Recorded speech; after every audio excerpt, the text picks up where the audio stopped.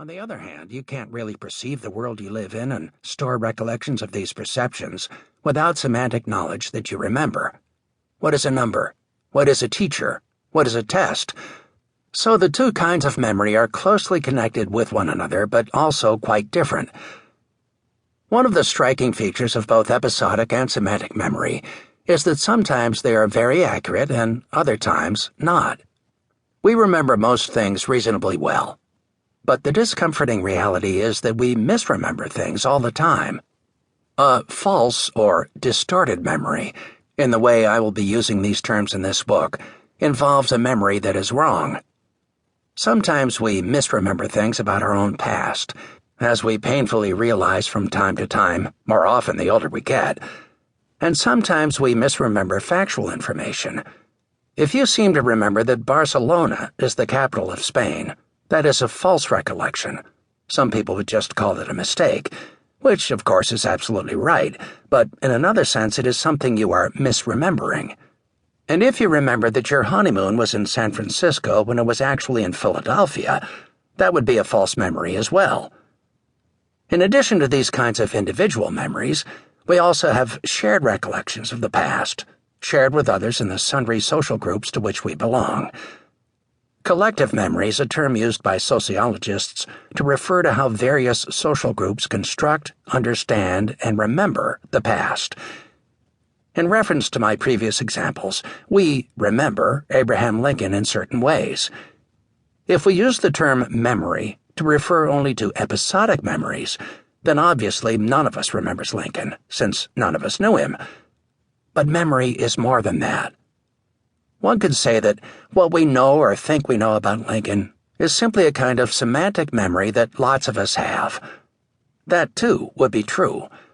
But sociologists argue that the memories of Lincoln are not simply individual recollections of the past. These memories are socially constructed. That is to say, our various social groups have shaped the memory. The societies we live in, all of us live in a wide range of societies or social groups, determine how we remember the past. These memories are thus not only about what happened, but also about the contexts and the lives of those who cherish and preserve them. That is why, for example, the Reformation is remembered so differently by fundamentalist Christians and hardcore Roman Catholics, or why the legacy of Ronald Reagan or of Malcolm X is remembered so differently among different social groups in our country, or why the Cold War is remembered differently by people in the state of Georgia and people in the country of Georgia. My point is that there are different kinds of memory, and people remember things differently. Sometimes how they remember things, about their personal pasts, about factual information, about their collective history, is not accurate. Let me stress again, most of the time our memories are pretty good. Otherwise we couldn't function as individuals or as a society. But there are times when we simply don't remember the past accurately. It is worth exploring why we remember things poorly or wrongly. It is also worth exploring whether such frail or false memories might be helpful for understanding the contexts within which we remember the things we do and the reasons we remember them in the first place. Remembering Jesus. What about Jesus? How is he remembered? Arguably, more than anyone else in history, Jesus is remembered in remarkably different ways by different people today and by different groups of people.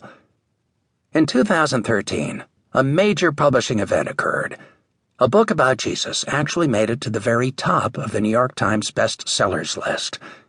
It was not written by an expert on the New Testament, but by a sociologist of religion, Reza Aslan, who is a professor of creative writing at the University of California, Riverside.